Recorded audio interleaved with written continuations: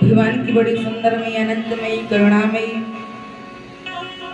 इस दिव्यमयी अमृतमयी कथा में हम लोग प्रवेश करेंगे। जो देवताओं को महाराज कथा श्रवण करने को नहीं मिली, आज हम लोग परम सौभाग्य है, सौभाग्य नहीं परम सौभाग्य है कि वही कथा आज हम मनुष्य होकर के वही कथा को आज हम लोग इस पावन धरा पर विराजमान होकर के कथा को श्रवण कर रहे हैं। भैया कि जब इंसान के व्यक्ति के जन्म जन्मांतर के जो पुण्य होते हैं वह जब एकत्रित होते हैं एक साथ, तब जाकर इंसान भगवान कथा श्रवण कर पाता है, तब जाकर प्रभु के भजन कर पाता है, तब भागवत पंडाल में हमारा कथा श्रवण करता है। जिसके ऊपर राधा रानी कृपा होती है वही आ सकता है, वही कथा श्रवण कर सकता है। यहाँ पर जितने लोग भी महाराज आए हैं उन सब के ऊपर आज भगवान की बड़ी सुंदर कृपा है कि भगवान की बड़ी सुंदर अमृतमयी कथा को आज श्रवण कर रहे हैं। क्योंकि जो कथा देवताओं को दुर्लभ है वही कथा हम श्रवण कर रहे हैं। देवताओं को कैसे दुर्लभ है? एक बार की बात है, राजा परीक्षित जो थे तो प्यारे उनको 7 दिन में मरने का हमारा श्राप लगा था, 7 दिन में उनकी मृत्यु हो जाएगी। तो आप लोगों को ये बात अच्छे से पता है कि सुखदेव जी उनको कथा श्रवण करा रहे थे, तो देवता लोगों को पता चला, देवता लोग अमृत का कलश लेकर आए। देवता लोग अमृत का कलश लेकर बोले सुखदेव जी महाराज कि मुझे पता चला कि राजा परीक्षित को 7 दिन में उनकी मृत्यु हो जाएगी, इसके लिए अमृत का कलश लेकर आए हैं, इसको पान करा दो जिससे उनकी मृत्यु होगी नहीं, अमर हो जाएंगे। तो भैया सुखदेव जी जानते थे, क्या जानते थे, देवता लोग जहाँ कहीं भी जाते तो अपना कार्य बनाने के लिए जाते हैं, ऐसे कहीं जाते नहीं। इसमें भी कुछ इनको चाहिए तो बोला अच्छा ठीक है पिला देंगे, इसमें आपको क्या चाहिए, बदले में क्या चाहिए? तो बोले देखो सुखदेव जी इतनी छोटी सी बात, बस आप इस सुधा अमृत को पिला दिए राजा परीक्षित को, और जो आप कथा अमृत पिला रहे हैं राजा परीक्षित भाई आप मुझे पान करा दिए। जब इस प्रकार से कहा भैया तो सुखदेव जी हंसने लगे। क्यों हंसने लगे? कि आप लोग विचार करेंगे ये जो सुधा है वह कांच का टुकड़ा है और जो भागवत मणि है, सुनार के पास जाओ कांच का टुकड़ा लेकर कहो कि यह मणि इसके मूल्य क्या है? क्या महाराज वह कांच का टुकड़ा कोई मूल्य देगा? क्या उसके रुपए कोई देगा? सुनार भाई आपको पागल समझेगा, बेवकूफ समझेगा कि महाराज यदि मणि की जगह कांच लेकर जाओ। इसी प्रकार आज सुखदेव जी कह रहे हैं कि देखिए देवताओं आपका सुधामृत कांच का टुकड़ा और हमारी भागवत मणि। भैया जब किसी चीज में वस्तु में जब अदला बदली किसी चीज में की जाती है तो बराबर की वस्तु हो, एक जैसी दिखने वाली उसमें अदला बदली कर सकते हैं, आप मेरी ले लो हम तुम्हारी ले लें। लेकिन महाराज जो मणि और कांच, यदि मणि को महाराज देकर कांच का टुकड़ा कोई लेगा नहीं। स्वयं महाराज भागवत में बड़े कौ सुधा को कथा लोके कौ कांच को मणि रमा, कहाँ हमारी है भागवत और कहाँ तुम्हारा कांच का टुकड़ा? पहली बात तो महाराज सुधा अमृत पान करने को नहीं मिलता, पान करने को से मिलता है जब महाराज इस पृथ्वी पर आया, वो अनेकों अनेक पुण्य किए, वो दान किया, उसके उस पुण्य के बल पर जाएगा वह स्वर्ग, और स्वर्ग में जाकर के उस सुधामृत को पान करेगा। पान करे भी या ना करे पता नहीं। एक और विशेषता है, सुधामृत पान करने जितने पुण्य होते हैं वह सब खत्म हो जाते हैं। और भागवत कथा कैसे प्राप्त होती है? जहाँ पर ही महाराज भगवान कथा हो रही वहां पर जाओ, उसमें ना हमारा पुण्य चाहिए ना कुछ चाहिए, जाकर वैसे महाराज खूब आराम से जाओ कथा श्रवण करो, उससे महाराज भागवत कथा श्रवण करें, पाप खत्म होते हैं, पुण्य बढ़ते हैं। और सुधामृत पान करने से पुण्य घटते हैं और पाप बढ़ते हैं। जिस प्रकार से कहा देवताओं को लौटा दिया है महाराज, देवताओं को जो कथा श्रवण करने को नहीं मिली, आज वही कथा हम लोग श्रवण कर रहे हैं। भगवान की पावन कृपा से, बड़ी सुंदर कृपा से आज हम लोग द्वितीय दिवस की पावन कथा को श्रवण करेंगे। क्योंकि भगवान की बड़ी सुंदर कथा है, इसको वही श्रवण करता है इसको गोविंद की कृपा होती है। जनेमा दस्यतो निभयादि तरदस चारते सुवेग स्वराट तेने ब्रह्महृदाय आदि कवये मोहयन्ति यत्सु तेजो वारिमृदां यथा विनिमयो यत्र सर्वो रसा दाम्ना स्वेन सदा निरस्तुकं सत्यं परं भैया आप लोगों ने जब श्लोक श्रवण किया जन्मादस्य यतोऽन्वयादितरतस्, इसमें बताएगा सत्यम परम धीमहि, लास्ट में बताएगा सत्यम परम धीमहि। तो इसमें श्री वेदव्यासी मंगलाचरण कर रहे हैं भगवत का सत्यम परम धीमहि कहकर। सत्य की व्याख्या करें, सत्य क्या है? पहली बात तो मैया कि यदि किसी की वंदना करते कौन से प्रभु को पुकारें, कौन से प्रभु की वंदना करें, उसमें नाम नहीं लिया गया। सत्यम परम धीमहि, यहाँ पर राम परम धीमहि, कृष्णा परम धीमहि, ये नहीं कहा, सीधा सत्यम परम धीमहि। आप लोगों श्रवण कराएं सत्य कौन होता है। प्रथम दिवस की पावन कथा में श्रवण कराया सत्य क्या है, एक परमात्मा का नाम, क्योंकि सत्य कही है जो ब्रह्मसेन आए। सत्य है तो गोविंद का नाम होता है। इस संसार में कोई चीज सत्य नहीं है, हर चीज असत्य, सत्य है तो प्रभु का नाम है। और इसमें बताए सत्यम परम धीमहि, सत्य होता क्या है? जो भगवान श्री कृष्ण अपनी माँ के घर में थे तो देवताओं, आप लोगों को श्रवण कराएंगे चतुर्दशी की कथा में कि जब घर में जो देवता लोगों ने सत्यम कह करके, सत्य कह करके प्रभु की स्तुति की थी, आप लोग चाहे पता भी हो, सत्य कहकर स्तुति की थी कृष्ण भगवान की।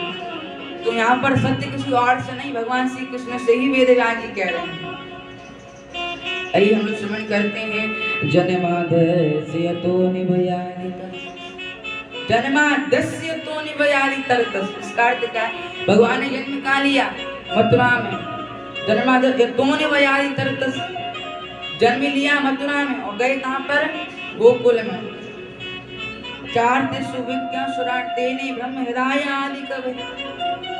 कैसी लीला की प्रभु ने मथुरा से गए सीधे गोकुल, गोकुल में आकर इतनी सुंदर सुंदर लीलाएं की कि ब्रह्मा जी मोहित हो गए। कहा गया ना तेने ब्रह्महृदाय आदि कवये, कैसी लीला की ब्रह्मा जी मोहित हो गए। कैसे मोहित हो गए? भगवान आए, क्या देखते ब्रह्मा जी की परमात्मा हो ही नहीं सकता। क्यों नहीं हो सकता? महाराज भगवान भोजन करने बैठे, अपने सकाम के साथ गप से आए और बैठ गए, ना हाथ धोए ना पैर धोए। जब भी महाराज भोजन करते हैं तो हाथ धोते हैं नहीं, और आसन लगाते उस ऊपर बैठते हैं, मंत्र पढ़ेंगे ओम नाभ्यासीदंतरिक्षगुम शीशो समय बता। जब महाराज भोग लगाए मंत्र पढ़ेंगे तब जाकर भोग पाते हैं। और है गोविंद कैसा है, ये कृष्ण कैसा है? आया ऐसे महाराज भगवान जैसे चढ़ी नहीं है, इसमें ना आसन लगाया ना कुछ, आया और गप से बैठ गया। ये भगवान हो नहीं सकता। तो क्या किया था? भगवान के सकाम को, गाल वालों को और जो गाय हैं उनको भी लेकर चला गए थे ब्रह्मा जी। लेकिन क्या हुआ था?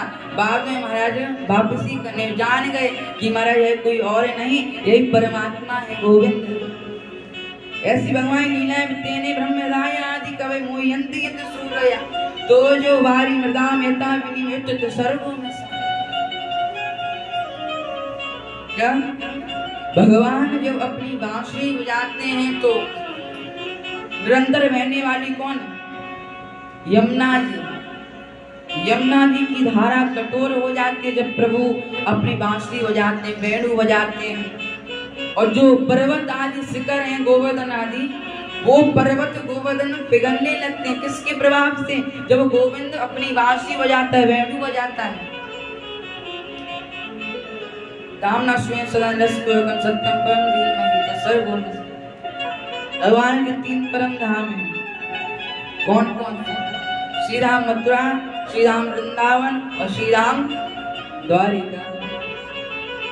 मैया कहते हैं श्री राम मथुरा जो है, श्री राम वृंदावन जो है और श्री राम द्वारिका जो है, यह कोई साधारण नहीं है। यदि इस तीनों धाम में यदि व्यक्ति एक रात भी व्यतीत कर लेता है, उसके सारे पाप ताप होते हैं सभी नष्ट हो जाते हैं। जो कोई वृंदावन में आकर एक दिन भी एक रात्रि विश्राम करता है उसके सारे पाप तत्काल खत्म हो जाते हैं। ऐसा प्रभाव हमारा, ऐसी शक्ति है वृंदावन में।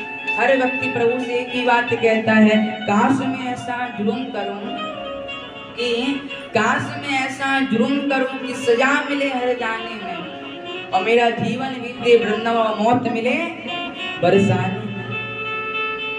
कोई व्यक्ति से प्रभु से कहता है कि राधा रानी अर्जी लगाता है कि प्रभु मैं ऐसा जुर्म करूं कि मेरा जीवन वृंदावन में बीत जाए और मुझे मौत मिले तो राधा रानी के दरबार पर, राधा रानी दरबार है वहां पर बरसाने मुझे मौत मिले।